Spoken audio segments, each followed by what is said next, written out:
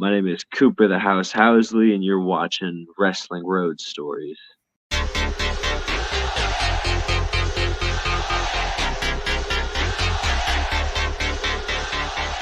All right.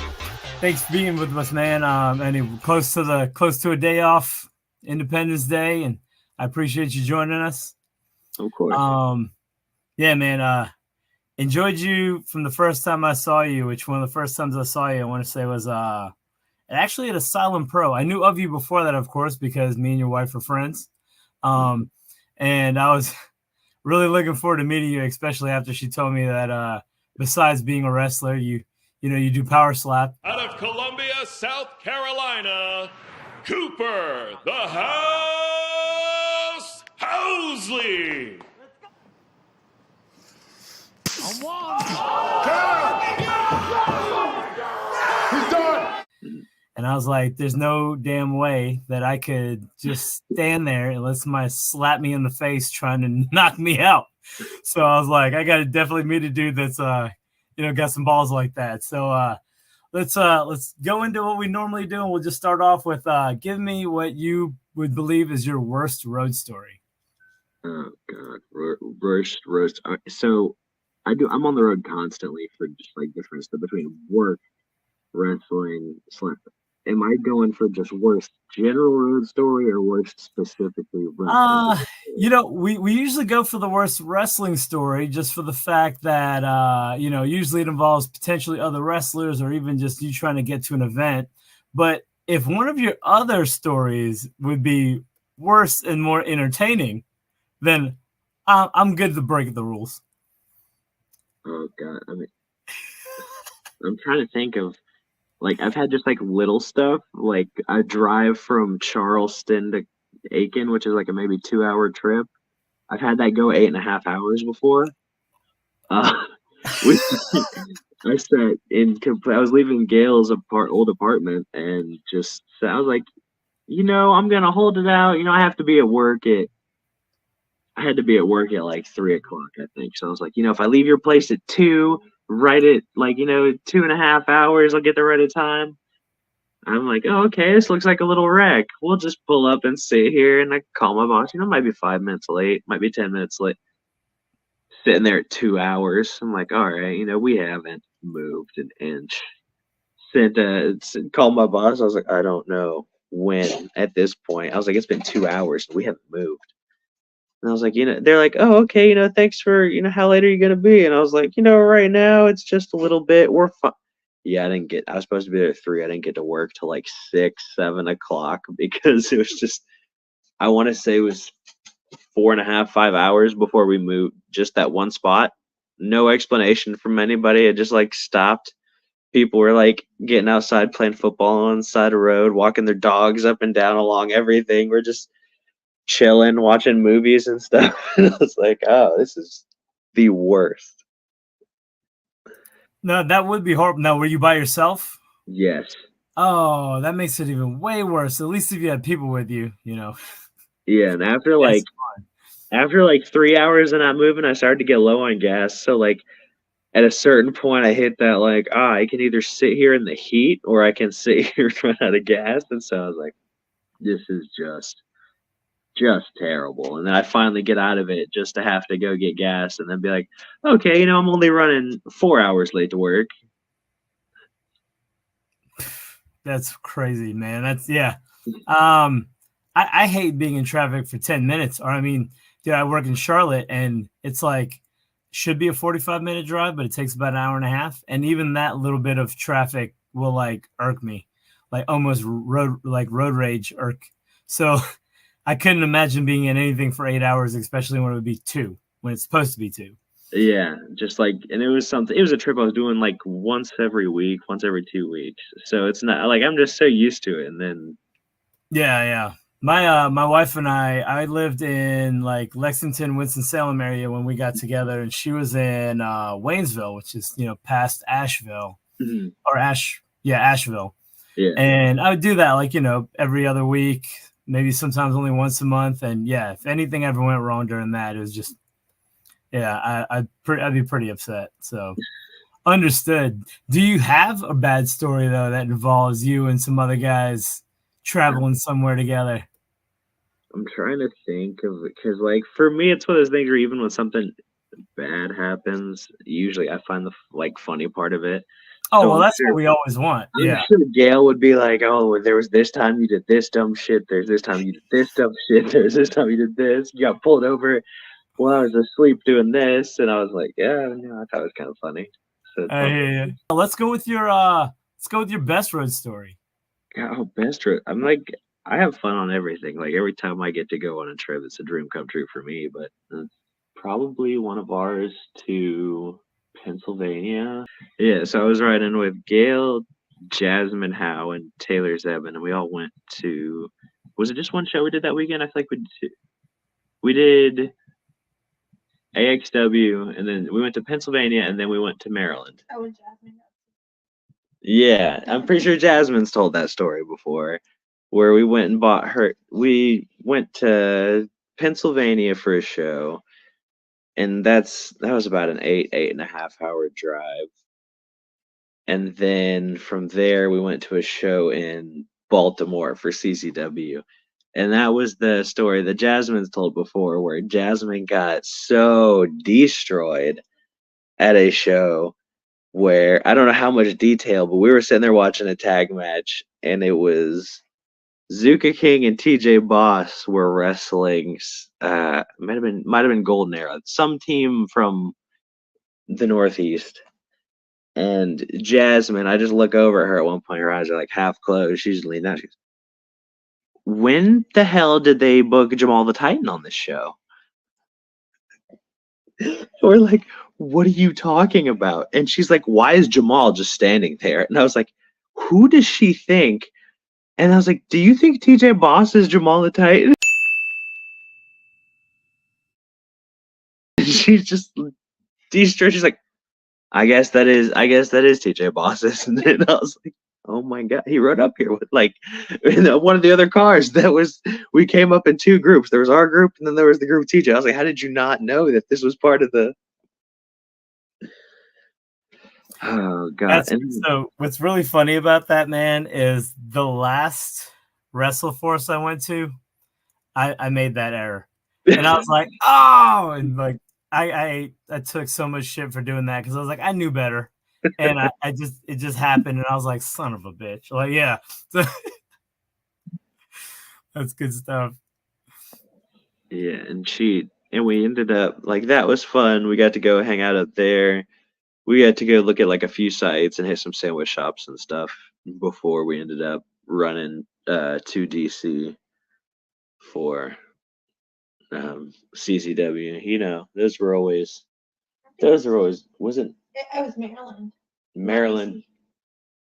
Well, we were the show was in Maryland. We went to DC, just outside of it, to stop and grab food and stuff. But yeah, Gail was never a fan of those trips like that. Oh man, dude. I mean, I love road trips, but I hate driving. Like, I mean, and most of the time I'm the driver because I mean, in my household it's me and me, the wife, and the kids. So I'm it's complete opposite. Like I've done trips to like South Carolina to Colorado. So these like 25, 30-hour trips. And I'm like, just let me drive. Just let me drive most of it. I'm either sleeping or driving typically. So I try to drive as much as I can just because it keeps me busy and I don't sit there and get bored and sit there and watch. I'm like, okay, well, we got 4 hours. That's groups of 2 minutes. And if I do, this many times, and I always end up doing that shit if I'm sitting in the passenger seat. Oh, I hear you. Yeah, no, I mean, so on a road trip where I know I'm not the only driver in the car, it definitely helps, right? Because then we can always swap out and it gives you a reason. And then, of course, if I'm ever doing a trip like that, I'm with my buddies, right? And I'm like, it's just going to be a good time regardless. So I'll do the one where I'm like, yeah, we'll just all take turns. I'll just take first shift and then I'll do the whole trip. Like, I'll just drive it by myself. And I'm like, yeah, this was fun, guys. Thanks. I hear you. All right, so before we get into the questions, man, I know it's been a while back since it happened now, but and I don't want to disrespect him. So what was the guy's name that you knocked out in your last That was Stevie Ray Payne. He had Yeah. the ultimate pro wrestling name, which I thought was hilarious because it's like, Yes. I was like, And he came in just like 6'3", 265, like just this big, jacked, most perfect wrestling name. He entered to Stone Cold's theme song. So I was just like chilling, waiting on my music to hit, and I hear the glass break and everything, and I was like, "Oh, that's wild." yeah, man, I've of course the one clip that's like everywhere is right is your final slap that just plants him for what felt like minutes. Oh, it Uh, was. yeah. I ended up getting told afterward. It was like close to 5 minutes that he Oh was my goodness. like he was out for a little while to the point where they normally do your little like interviews and stuff. They do it in a little hallway backstage. They ended up doing mine out on the stage while we were waiting on him to be able to get up and be good and everything. Like it hit a certain point where I was like, yeah, I'm so excited for my win. And then I look over at his coach and I was like, dude, is he any? Are we get anything yet? I'm like, this is really cool, but at the same time, you hit a certain point of like, okay, but is he good though? Like, Yeah. winning's cool, but like some of that shit gets pretty. No, pretty yeah, I understand. I mean, because you don't hate the guy, right? You guys are competing against each other, and at the end of the day, you want everyone to be okay afterwards. I mean, every once in a while you'll get someone who's a bitch, and you're kind of like, like I'm excited to knock you out, you pussy. That's in every sport, right? So But for the most part, like Stevie was so cool. Like I'll still text him occasionally now. Like every once in a while, I'll check up, be like, "Hey, how's everything going?" Make sure everything's all good with him. But like he's super cool. I think yeah, he's no, that's finished up awesome. with. He's been rocked a couple times by some top level guys now. Like they were talking about in our fight, he had just come off he got kicked in the head, knocked out by an Olympic level. I think it wasn't judo, it was taekwondo. Oh, And now he immediately like after knocking out Stevie, he immediately got signed to UFC. So he's just, and he went and won his first couple fights there. So now he's like so those things where the people that he's been like rocked by are no joke. Like yeah, knocked out by Nate Bernard at a power slap about a year ago, and so just a couple times in a year for him, he was like, "Yeah, I think I'm good on this. I'm gonna stick to more like jujitsu and grappling and stuff." And I'm like, yeah, I don't blame you. Like I hear you. Yeah, but you got that's a tough thing to do, man. But yeah, I finally got to like to watch the whole thing, like slap mm, for slap, and I mean that was wild, dude. Like when he hit you the first time, and I was like, my only response because we're beard guys is I was like, you had some protection there, man, because he hit the shit out of you, dude. I was like, wow. yeah, Stevie hits hard as fuck. That's that's one thing I was trying to tell people afterward, and I was like, do not let me discount how hard this man swings. Uh, Yeah. like I'll be the first to say like I have a pretty solid chin, but like even in my last power slap, I guess they're starting to think they made me tie my beard for it. So Oh, okay. um, I still ate 3 slaps from the guy and walked off and wasn't really phased by it, but. It's Man. something everyone thinks the beard is some kind of magical like, if you have a beard, you can't get knocked out because we've never seen anyone get knocked out in MMA that has a beard. Like, what? I don't. Yeah. People are wild with it. They're like, it has this some kind of magical power. So they're making us tie him down now. And now I'm like, we're tying him down now. But if anything, tying him down actually turns it into padding at a certain point because you're pulling it down on your face. But Yeah. my coach and I were like, you want me to do this? And they were like, yeah, you got to have it rubber banded down. I was like, okay, yeah, that's fine. I'll pull it into where it's actually protection now. I get it. So So they're now you always, just gotta let it get longer and then just braid it and go in with it looking all yeah. that's what I feel like is going to happen. I mean, but at the same time, they had like a crazy Hawaiian slapped on the card with me, and his is out to like here, and they didn't make him tie it. So I was like, are we, is this, are we just fucking with me? Like, I don't, did I piss someone off? And now I have, because like, they didn't even let me make it out for my fight before, like, oh no, you're going to have to tie that up. That's too long. And I was like, oh, okay, that's fair. And I'm watching other guys with longer beards than me fight with them just free. And I was like, I'm not even mad I had to wear the tie, but like, fuck you guys for not having to. I don't know what to, I, Yeah, man, that's wild. Now you have another one coming up at the end of this month, right? End of July? It was a week ago. Oh no, was it June 27th and not Yeah, July June 27th? 20th. Like I said, I just got back from it. Yeah. Okay. No, that was the one. My face is way better off this one. I can send you a picture I took directly after the fight, but he Oh, did. He's a state champion powerlifter. I thought Stevie hit a hell of a lot harder, but I don't want to then that's not me trying to be disrespectful. That was me yeah. just like, oh, okay. I don't know that I could have stood there and took a third one from Stevie like that, but I took 3 from a dude named Logan Greenhall pretty easily. So Okay. Has that? Oh man, I was gonna try to watch that one. So has that come out yet? No, no, right? It's gonna be out for a bit. they just love the disrespect rolling my way. They kept me on the early prelims. It's fine. I I fucked got you. myself out of the win in this one, so It's all right. it It's is all what it right. is. Yeah, I mean, it'd be great to say you can win them all, right? I mean, I haven't lost one yet, so I'm chilling with that one. oh, okay. Well, there we go. There we go. Two That's and awesome, man. 2-0-1 right now. All right, man. So let's get into the questions. This is always fun. What is your go-to place to eat when you travel? Definitely Sheets. Yeah, like anytime we hit north of Charlotte, if we're south of Charlotte, I'll just kind of stop wherever I can find. But like once we hit like an hour north of Charlotte, it's like all right, cool, Sheets. Nice. Yeah, I need to start tallying these, man. Like so I think you're episode 33. Mm-hmm. And it's either Sheets, Wawa, a couple of Buc-ee's, or Waffle House. So I need to start tallying this stuff up and like putting out. They all have their pros and cons, and like except for a Wawa, which is nothing but cons. That's just me. I hate Wawa. I've never been to a Wawa and been like, this was a good experience. Like this was some good food. There was one time I went with Brett Wolverton, and Brett Wolverton, if you want to get him, eat it, bring up Wawa. I was just, we were chilling with him. It was one of the Keller car trips, so there was a good bit of us. There's probably like 8 of us in this car. Brett's waiting on his food, and I was like, he's getting his food last. I'll sit with Brett.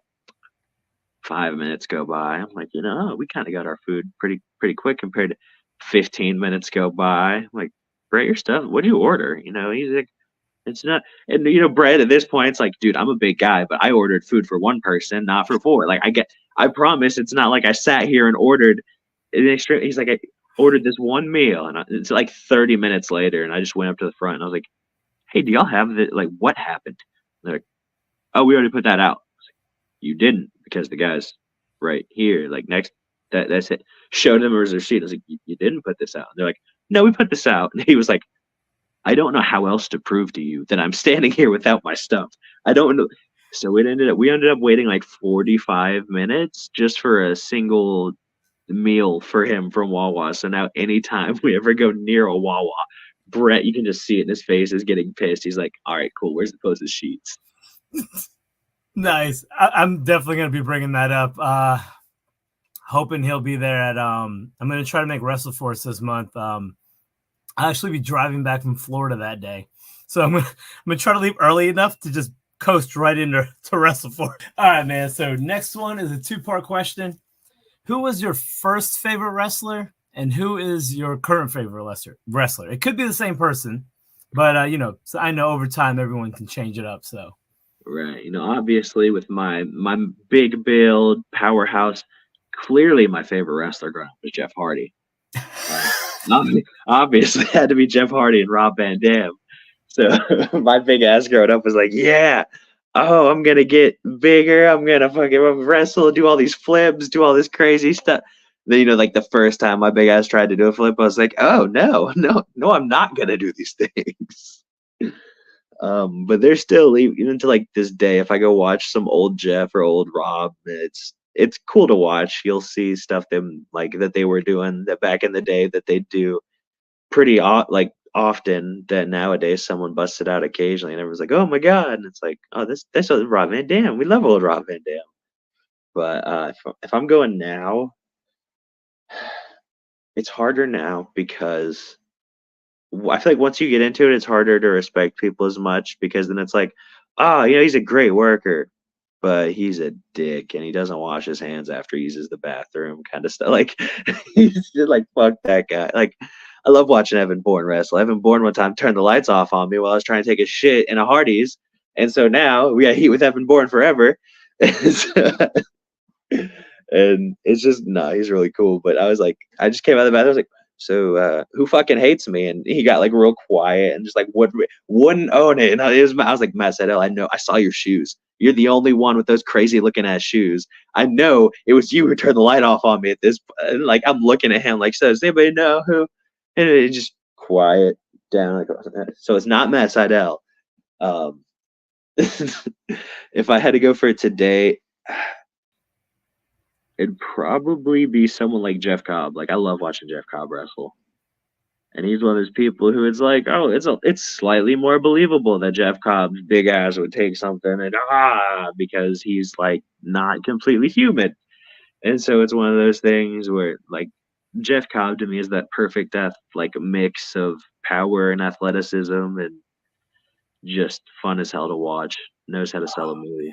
I can totally, I can see, I can understand that one because some of the things he does just is so impressive. Like, what did I see? There's a clip that went around a while back where he like tossed somebody in the air. Oh yeah, did the pop up grabbed him on the way down, and I was just like, how strong do you have to be? Because the dude that he tossed in the air, it's not like he can float back down to be grabbed, right? He's grabbing. Relax. That's one of the things that people are like, oh yeah, he was an Olympic wrestler, and it's like he was also, I don't know if he did in the Olympics, but he was like he's an Olympic level power lifter and wrestler. So yeah, he's like insanely strong, but he can go, and it's like the second someone gets sold, I'm like, oh, he has some technical ability. He tosses someone that's 200 pounds, 6 feet in the air, and it's like, hey, surprise. That's like. Yeah. Just people that can do stuff like that. It's like I used to be a huge fan of Hernandez, like TNA Hernandez, Supermax. Used to love me some Hernandez.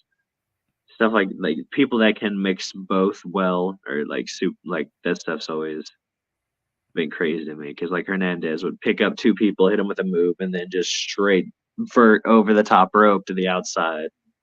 Oh yeah, man. That's like one of my reasons I'm a big fan of like Brian Cage and Wardlow, right? Like we're talking about big guys who can move like small guys. And like, watching Wardlow do a whisper in the wind. I'm like, really? Yeah. All right. So the next one's a fun one because I definitely am interested in who the answer is going to be for this. But who is your favorite person to wrestle? Favorite person to wrestle. And if you have multiples, that is totally cool. I can't tell you the last time somebody gave me just one answer to that question. I think my top one might be just in terms of, I don't like to peek behind the curtain. If you ever watch my matches with this person, I'm just laughing through them. Like in the ring, pretty obviously at a certain point, I'm just laughing because the shit cracks me. It's Savage Kincaid. I absolutely adore working matches with him because I can just kind of do whatever I want. And half the time, I'm just trying to make him laugh. And all I'm getting back is a nom nom, and then he'll hit the shit out of me. And I'm just like, oh, okay, cool. You fought Savage at RWA the last RWA event, didn't you? Or no, you guys were all in the Battle Royal together. Oh yeah, I think I've wrestled Savage probably more than anybody I've wrestled in my career though. It's one of those things where anytime I hear I get to work with him, I'm like, yes, I don't have to do a damn thing. All right, I'll see you in the ring. Have fun. Like, dude, I need to catch Savage out of character, which I'm hoping to do that at the next RWA to get him on here because yeah, his whole setup, I love it, man. It's just so fun. He's the biggest sweetheart in the world. It's hilarious talking to him. And he's like. He's one of my favorite people to work with. He's one of my favorite people to travel with. Like I'll just be sitting there and he'll be real quiet, and then all of a sudden you'll just hear the most like fucked up song coming out of his phone, and you look over and you're like, "What is?" And he's just sitting there laughing his ass off, waiting on you to look over, like like a little kid. And it's like, "What is that noise?" It's like I don't understand. He used to get Gail with a couple all the time, or like Gail and I were at a show one time, and she's looking at her phone and she's like, Kincaid's across the room. Why did he just text me? And it's like, picture message, picture message, picture message. And she's like, Dick Clark, Dick Cheney. And she's like, are you just sending me a bunch of dick pictures? And he just is over there cackling like a schoolgirl in the corner. He goes, yeah, you knew what I was doing. Oh, I gotta love a humor like that. That's great. And I was like, this is just so, we just got here. How did you, what, did you just have this ready for us to get here? I don't, but he's one of those people that anytime I get to travel with him, anytime I get to work with him, it's always a blast. I love it. That's awesome, man. I love that answer. Yeah, he's such a fun, like his character is so fun, man. And like he can easily like, turn it on when you guys are wrestling. And I've seen him wrestle people, and I'm like, you can't underestimate, like when you see a dude like him coming in the ring, man, it's like even though he's a big cat, like you cannot underestimate him when you start seeing him move. Yeah. So it's like he's gonna hurt. He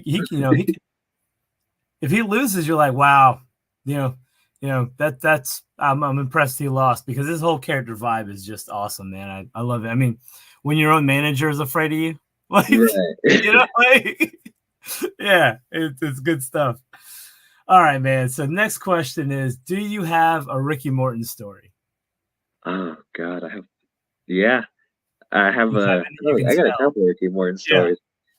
Probably, I was the very first time I ever met him, and obviously he said this is a joke. Ricky Morton would never do anything illicit, never in his life. Good Christian man. We all love Ricky Morton. Ricky Morton can do no wrong. First time I ever met him, I'm sitting there and I'm like, this is match. This is one of my first 10 matches ever. And so, I'm pretty nervous. We're about to go for a battle royal. It's like the first battle royal I've ever worked. And I have like my pre-workout. I'm putting it in my bottle and mixing it up. And I just look, and he looks just bewildered. And he's like, son, what the hell is that? And I'm like, oh, it's pre-workout. Like gets you, amped up before before whatever you're going to do. And he just goes, son, you ever heard of cocaine? And I was like, what? Ricky Morton? No, not before. And he goes, nah, I'm just messing with you. And I was like, oh, okay. I thought you were, because no, cocaine, that's a nasty habit, terrible drug. I just love the way it smells. And I was like, okay, what? No.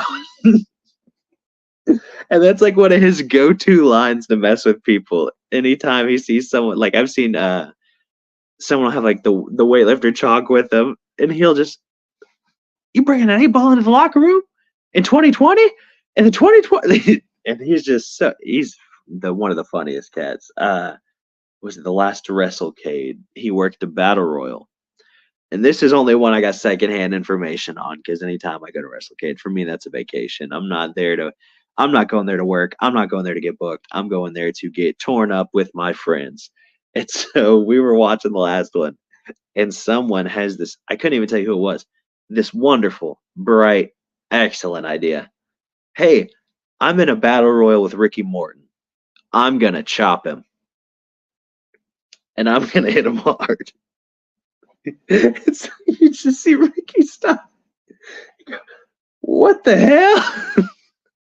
And grab Silas Mason's big ass. Silas, this motherfucker just chopped me. It just threw him to Silas. And I just get texts later from one of the referees working, dude, Ricky's pissed. Who chopped him? And I was like, I couldn't tell you who it was. I don't know.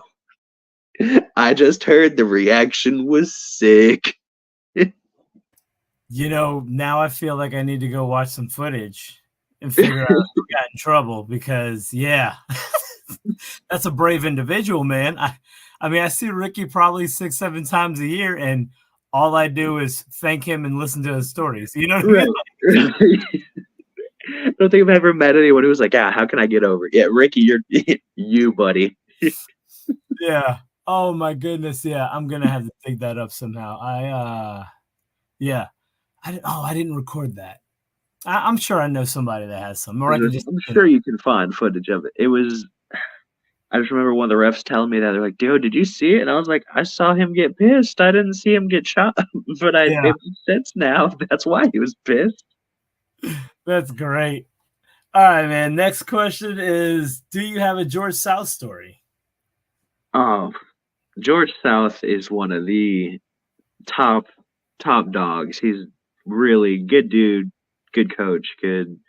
I've got to train with him like once before a show, but just like in terms of stories, anytime I see him, he loves my wife way more than he loves me at this point because it's hard not to. Especially he loved having her ref his matches, so now anytime I see him, I'm like, "Oh, George, how are you?" And he's like, "Oh, buddy, hey, how's the wife?" And I'm like, yeah, I'm doing okay, George, but she's fine too, I guess. She's doing great. And anytime she's not, if she's with me, it's one of those, "Oh, sweetie, how are you?" And he'll sit there and talk to her for like 20 minutes. I'm like, I also hello, no, no, but he'll mess with me and stuff after. I'm trying to think of a specific story. Anytime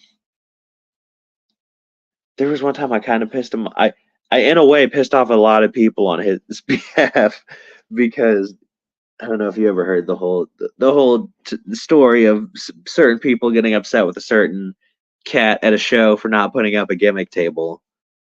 Um, I have not heard that.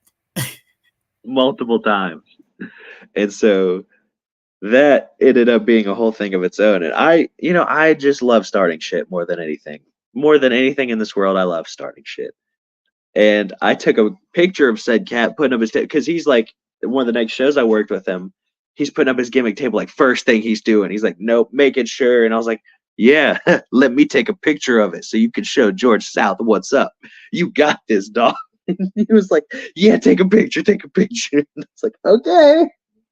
And I took the picture and put it up, and all these people start like the comments are like, why would you do this? How fucking stupid could you be? Why would you? And so George at the next show was like, I'm getting all these texts because of you. I don't even know what's going on. That situation's over. And I was like, sorry. I was like, if it helps, I just did it because I like messing with people. And George is like, well, don't mess with me, goof. I don't know why you got to drag. He's like, I'm just trying to go in the library and I'm getting tagged and stuff on Facebook. And so it was one of those things where Bob Kettler is like, but Bob also, he has all the respect for George, helps George out like when he can with the ring and all that good stuff. And Bob is like, you better go make sure that he's not pissed at you. Because if he's pissed at you, I can't help you. He's like, there's a lot I can help you with. I can't help you when it comes to George. And so I went up and like told on myself. He goes, that was you?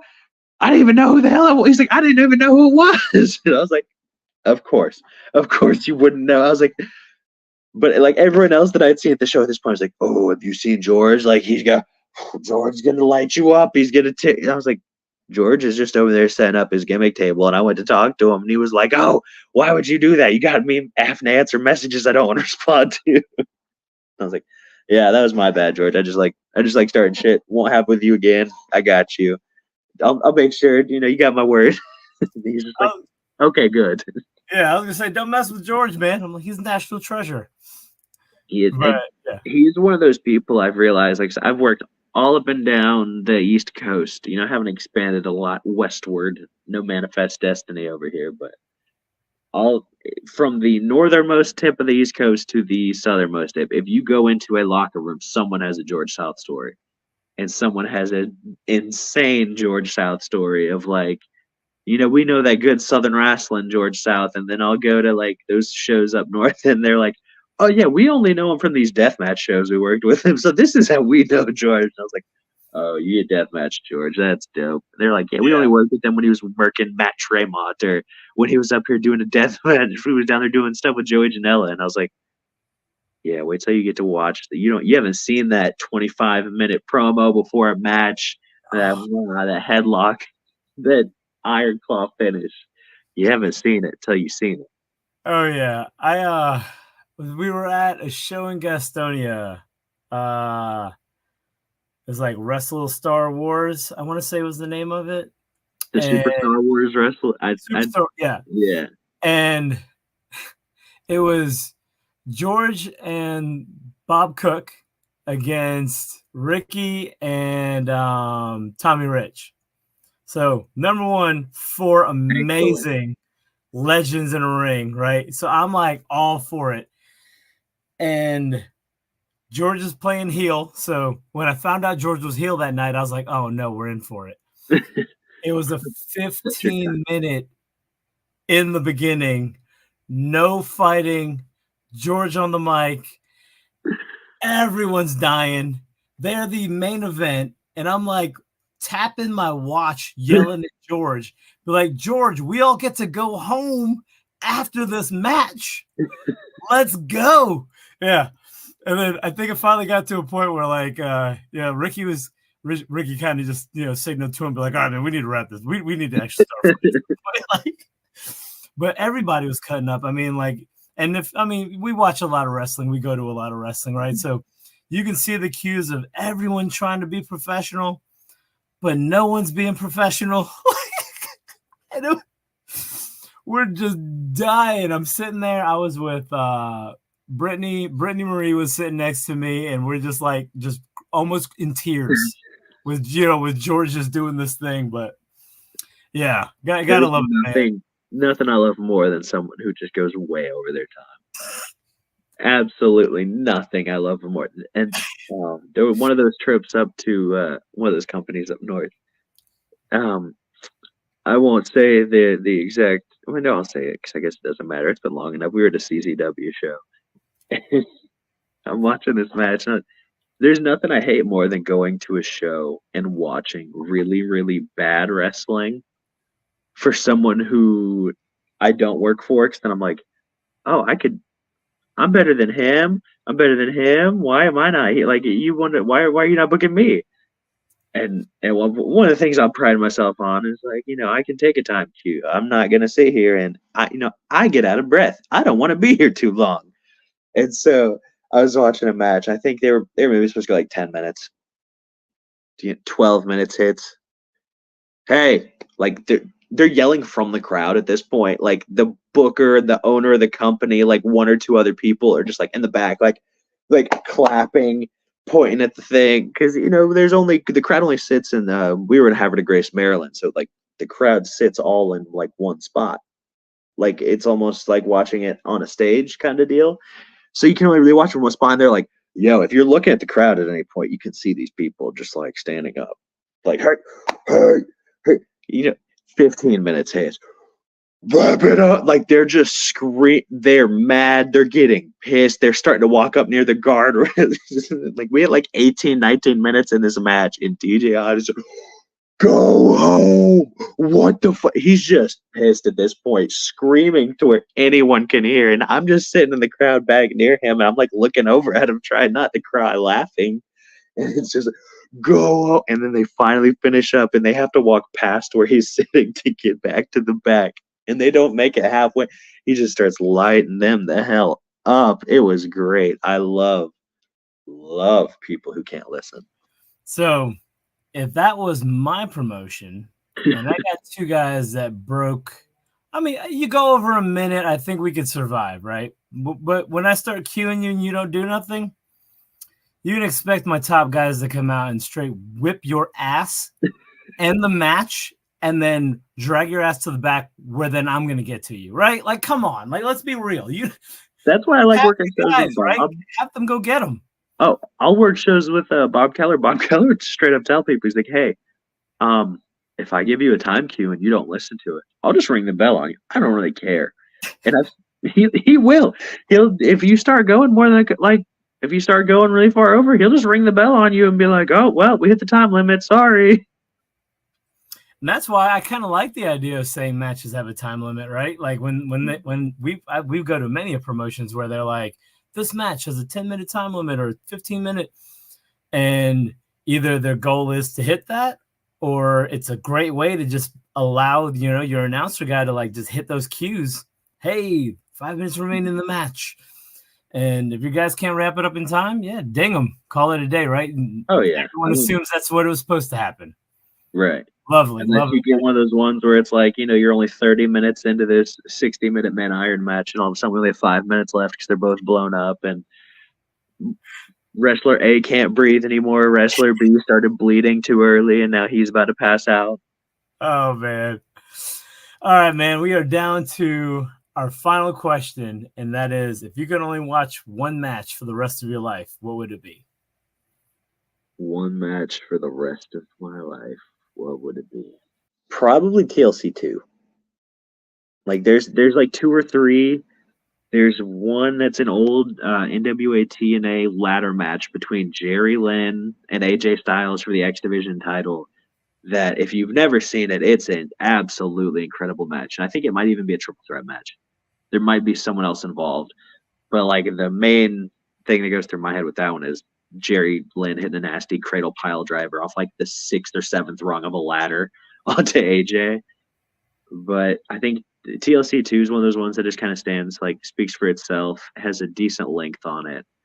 I love hardcore wrestling that makes sense to be hardcore wrestling, and I feel like the way the Dudleys, Edge and Christian, and the Hardys were doing it kind of made sense because like that was their deal. It wasn't like it was everyone's deal.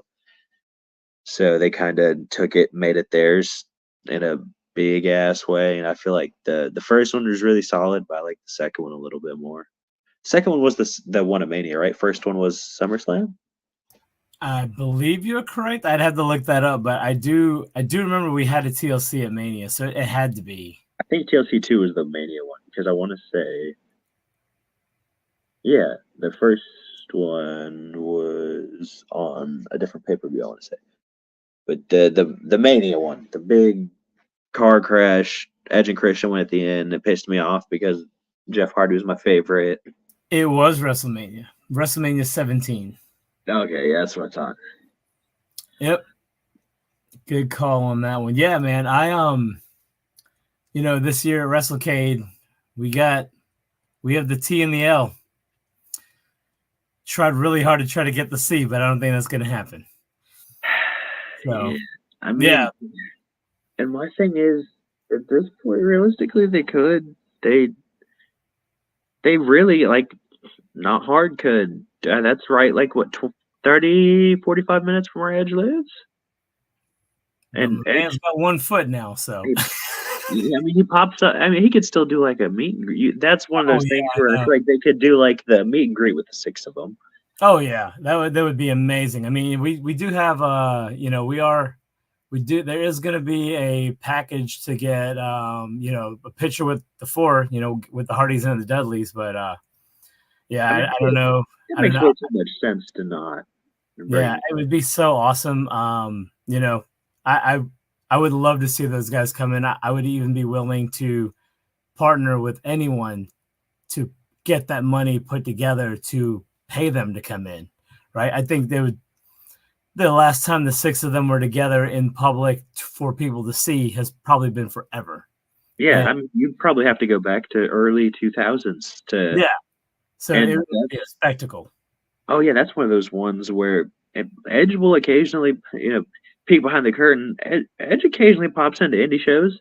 I was lucky enough at one of the shows where I got to see Gail Referee George. It was one of the big time wrestling shows. I was lucky enough to sit there and I got to watch FTR wrestle the Rock and Roll Express. And I was like, to me, that's just so cool because of, 2 of the best teams ever, and it's not close. And they were getting to go at it. And then I was like, at one point, I'm like, this is history. Like, this is really cool. And I looked to my side, and I was like, the other people standing here watching this match were Matt Hardy, who was on the show, Edge, who had popped in to visit, and Scotty 2 Hottie. So I was like, I get to sit here and watch Tag Team Masterclass with 3 of the best tag team wrestlers ever. And that was just like one of those things that I don't know why it didn't immediately pop into my head for stories. It might be the getting hit in the head all the time, but I think that might be just like the absolute, just like for little kid me to think about and just be like, oh yeah, you got to watch 2 of the best teams ever wrestle, and also you got to watch it with 2 or 3 of the greatest tag team wrestlers ever. Because say what you want, they don't get their flowers enough. I love Too Cool. I think Scotty 2 Hottie is so good. He's one of those ones that I never thought got the credit he deserved. Dude, they're entertaining. Entertaining is the best word to use for those guys. As a kid watching them, or actually as a teenager watching them, yeah, it was a blast. Like, yeah, I totally enjoyed them. But yeah, and then the rest of the guys, man, I mean, yeah, they made the 2000s amazing, right? Like, yeah. So, yeah, I'm totally with that, man. What was the other one I had for you? I do have one other piece of information. I do need to know where everyone can find you. Everyone can find me on Instagram at Cooper Housley, on X or Twitter at Housley Cooper, and Facebook. I think it's just Cooper period Housley or just Cooper Housley. I'll look it up. Yeah. They'll be thrown across the bottom, man. I'll get those up there for sure. And then we were messaging. I saw that Power Slap has a deal with Leaf. Yes. Which I'm happy for you and unhappy for me because I'm still looking forward to making you a wrestling card, and it was going to be one of those items where I'm like, hey, you should show this to the guys at Power Slap. But Leaf beat me to it, which is totally fine. They've been in this game a whole lot longer than I have. But yeah, so and I know you're happy about that because you're a big trading card guy. So I'm so excited. I ended up I just went out and did that show. Went and did Power Slap 8 and signed like 450 autographs for Leaf. Something like they were basically like, hey, we have a bunch of posters and a bunch of stickers that you have to sign. So like, hey, for the next hour, you're just gonna spend like 600 signatures. Thanks. Yep, that's how they roll. It's like, oh, dope. This is my wrist hurts, my hand's sweaty. I hate this.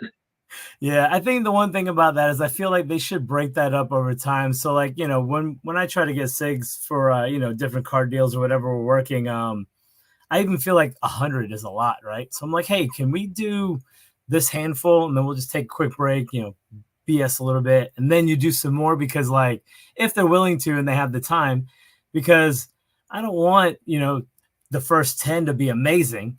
And then it's like, this is a chore. And then the signature just starts changing as you get to the bottom. It just becomes initials by the end of it.